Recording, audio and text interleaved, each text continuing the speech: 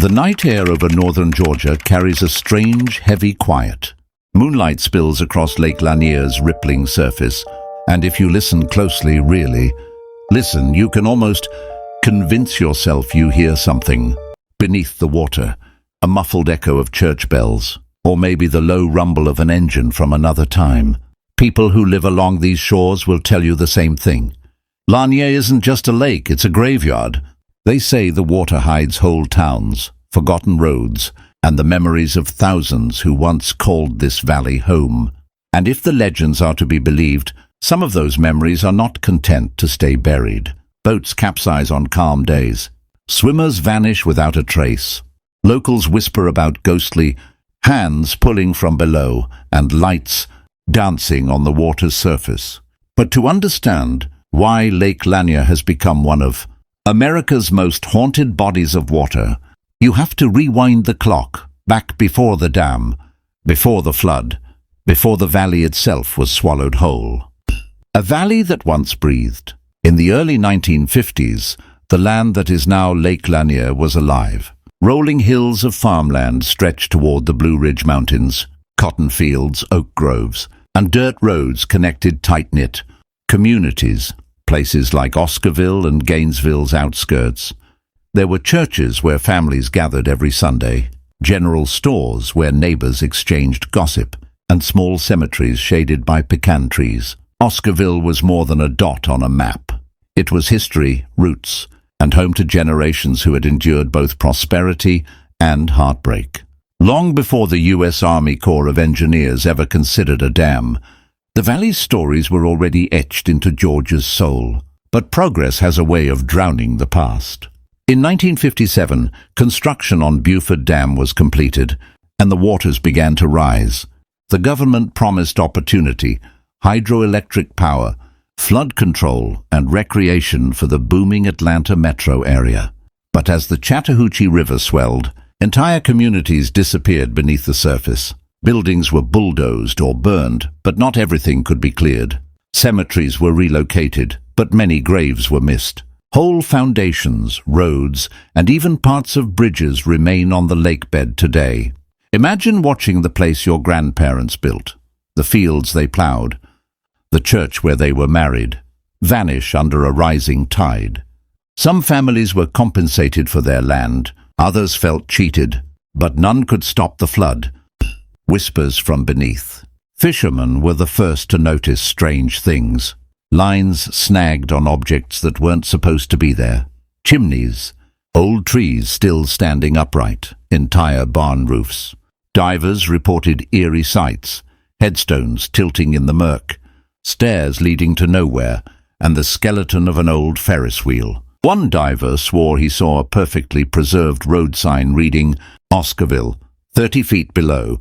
Another claimed he spotted a sunken church steeple, its cross still intact, swaying gently in the current. Whether these accounts are exaggerated or not, they fueled a growing unease. And then came the accidents. A lake with a body count. Lake Lanier isn't just famous for its scenic beauty. It's infamous for the sheer number of drownings and boating tragedies. Even seasoned swimmers have vanished in shallow water. Boats strike unseen objects, remnants of the drowned, whirled below and capsize without warning. Locals began to speak of cursed water. Some insist the spirits of those displaced or those left behind are exacting revenge. Others blame the treacherous terrain, trees, debris, and structures lurking just beneath the surface. But if you stand on the shore at dusk, as fog curls off the water, reason feels distant. The lake seems to breathe. Families who lost loved ones here often describe the same eerie sensation, a sudden chill, a feeling of being watched, or the sound of voices under the waves. The lake's reputation grew so notorious that some Georgians refused to swim or boat there at all. The ghosts of Oscarville, one story whispered for decades, says that Oscarville's past was darker than the brochures admit. In 1912, long before the flood, a racial conflict erupted that drove black residents from the area. The community never truly recovered. When the government flooded the valley, some locals believed it wasn't just buildings that were buried, it was injustice itself. They say the spirits of Oscarville remember, that the unrested dead roam the water, angry that their history was literally washed away. Whether you believe in ghosts or not, the idea that a community could be erased so completely and then haunted in memory is chilling. Standing on the shore, picture yourself on a quiet night, standing on Lake Lanier's rocky edge. The stars shimmer overhead. The water laps gently at the stones. It's beautiful, but unsettling. Somewhere beneath your feet lies an entire world. A world forced under in the name of progress. And sometimes, late at night, beauty and unease blur until you can't tell them apart. Maybe that's why so many say the lake feels alive. This is only the opening act of the Lake Lanier saga. The mystery deepens. Unexplained drownings, phantom boats, and first-hand encounters that defy explanation. The drownings and the dark legends. The deeper you go into Lake Lanier's history, the harder it becomes to dismiss the whispers. Statistics alone paint a grim picture. Over the decades, hundreds of lives have been claimed by these waters. Some drownings make headlines, others pass quietly into local lore. But together, they form a haunting drumbeat that refuses to fade. Take the summer of 1987, a bright, cloudless day. No storms, no choppy waves. Two cousins were tubing behind a small motorboat when the rope slackened suddenly. The boat jerked, the tube flipped, and both boys hit the water laughing. They were strong swimmers, the kind of kids who spent entire summers outdoors. But within seconds, one cousin vanished beneath the surface. The other screamed until his voice cracked. Divers searched for 2 days before recovering the body, less than 20 feet from where he fell. There were no tangles, no debris, just inexplicable disappearance. Stories like this aren't rare here. In 2012 alone, multiple drownings occurred within weeks of each other. Seasoned boaters swear by a chilling pattern: calm water, clear weather, then a sudden, silent pull downward. Some describe it as if the lake reached up and took them, and sometimes the lake doesn't wait for you to come to it. Phantom boats and vanishing lights. Many Lanier locals will tell you about nights when the fog rolls low and strange. Lights dance across the water. Fishermen have reported chasing what they thought were other boats, Antons, only to find empty water and silent darkness. One man, an experienced bass angler, swore he saw a fully illuminated pontoon glide past him without a sound. When he turned to follow its path, the boat had vanished. No engine wake, no ripples. Search and rescue teams have, on more than one occasion, pursued SOS flares or distress lights reported by multiple witnesses, only to find nothing. No overturned hull, no people calling for help, just darkness and the lapping of waves. Survivors' chilling encounters. Then there are the survivors who come back changed. A woman named Marla, a local from Gainesville, tells of a late-night swim that almost became her last. She and her friends had anchored their boat near one of the lake's quiet coves. Around midnight, she slipped into the water alone, savoring the cool stillness. She remembers floating on her back beneath the stars until a sudden tug yanked her under. "I thought it was a friend playing a prank," she said later, her voice trembling. "But when I opened my eyes, all I saw was black water and this shape, like fingers, wrapping around my ankle. I kicked hard and they let go. When I surfaced, nobody was near me. Nobody." The next day, she found a perfect ring of bruises circling her ankle, too wide to be her own hand. Others tell of hearing music underwater, faint hymns, the echo of church bells, or even distant laughter that shouldn't exist beneath 30 feet of murky lake. Scuba divers training in Lanier's depths have described entire streets still intact, mailboxes standing crooked beside submerged driveways, and the eerie sensation of swimming through someone's living room. The curse of Oscarville. Some historians point to Oscarville's violent past as the seed of the lake's dark energy. In 1912, after a series of racially charged accusations and attacks, white mobs drove black families from their homes. Farms were seized, businesses destroyed, and generations uprooted overnight. Decades later, when the U.S. Army Corps of Engineers announced the dam project, the last scars of Oscarville's existence were erased underwater. But erasure is not the same as forgiveness. Many in the black community believe the spirits of Oscarville linger beneath Lanier, restless and enraged.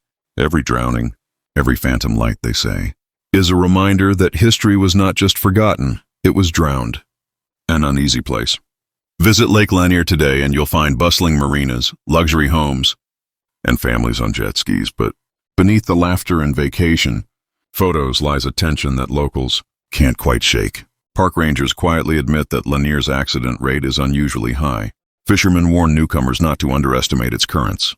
Even thrill seekers who scoff at superstition sometimes pause at sunset, watching the fog roll in and feel the hairs on their arms rise.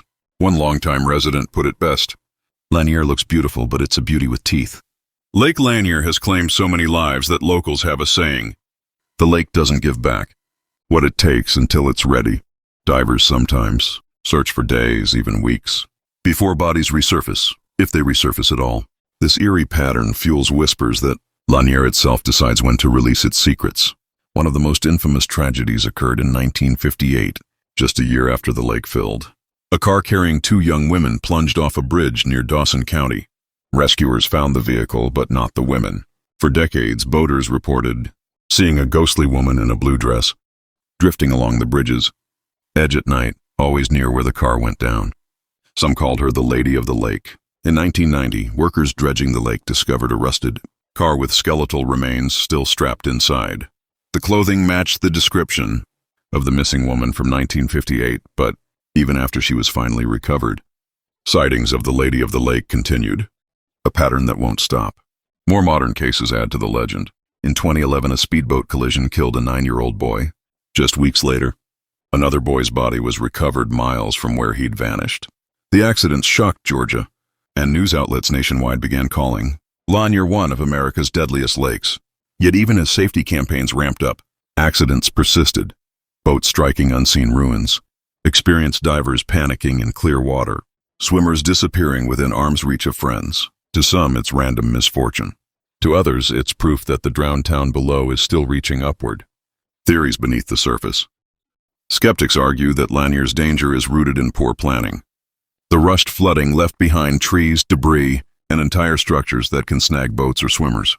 The lake's steep, drop-offs, and unpredictable currents can trap even strong swimmers. Some even blame alcohol, given Lanier's popularity as a party destination. But for many, rational explanations don't erase the feeling. They don't explain the phantom boats.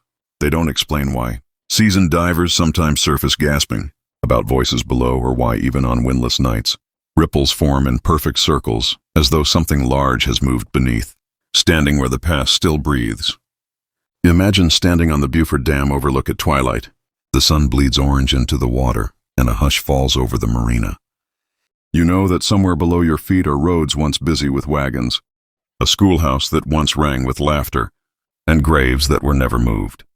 The surface shimmers like glass, hiding everything and revealing nothing.